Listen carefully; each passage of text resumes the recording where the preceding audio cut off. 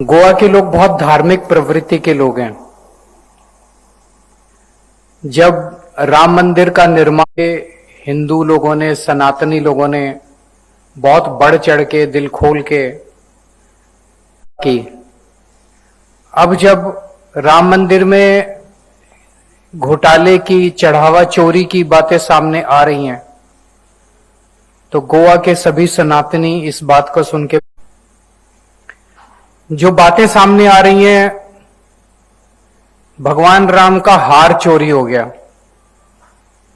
भगवान राम की पादुका चोरी हो गई,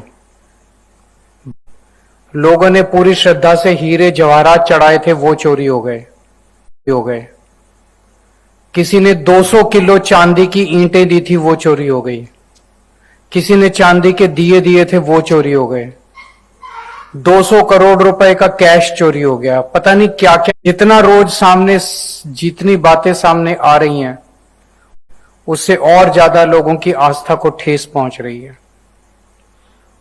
और ये चोरी अभी शुरू नहीं हुई, ये 2021 से शुरू हुई, जब वहां पे बहुत जबरदस्त जमीन को अरबों रुपए इकट्ठे किए इन लोगों ने।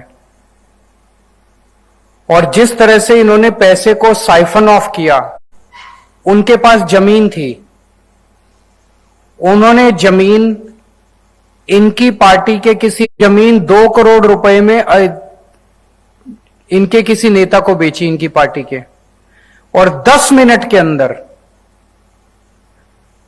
उस नेता ने वो जमीन टेम्पल 18 करोड़ रुपए में बेच दी इन 10 मिनट्स। 2 करोड़ की जमीन 10 मिनट के अंदर 18 करोड़ की हो गई।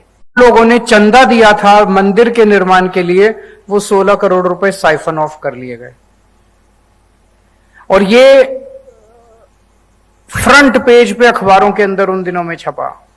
इसी तरह से एक 3 करोड़ की जमीन टेम्पल ट्रस्ट ने 24 करोड़ में खरीदी, इसी तरह से 9 करोड़ की एक जमीन 55 करोड़ में खरीदी। तो इस तरह से 14 करोड़ की जमीनों को 1 रुपए की जमीन को 10 रुपए में खरीद के इन्होंने आपके द्वारा दिए गए राम मंदिर निर्माण के चंदे को साइफन ऑफ किया।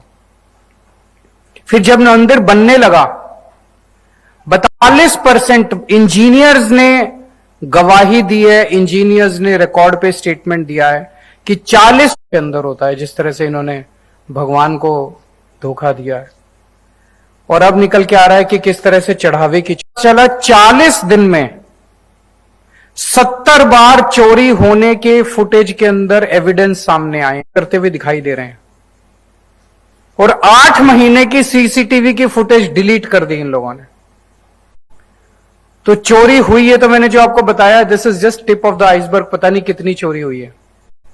चोरी हुई, लेकिन एक सबसे बड़ा सवाल जो हर राम भक्त के दिल में है, हर हिंदू के मन में है, ऐसा लगता नहीं है, क्योंकि जब से यह मामला सामने आया, पूरा मामला दबाने की पूरी कोशिश की जा रही है, सबूतों को हटाने की कोशिश की जा रही है, सबूतों को मिटाने की, पूरे के पूरे मामले को लीपापोती करने की की जा रही है।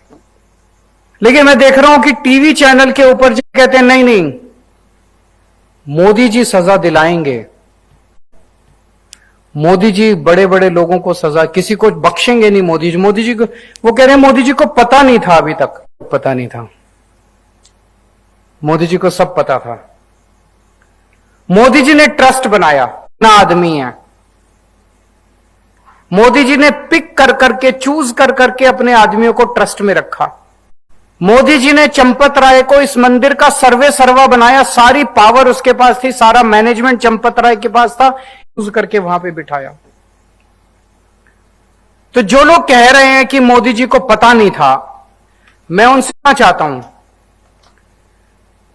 कि इतनी चोरी इतने दिन से चल रही थी, मोदी जी को पता नहीं था, पेज पे छपा, मोदी जी को पता नहीं चला।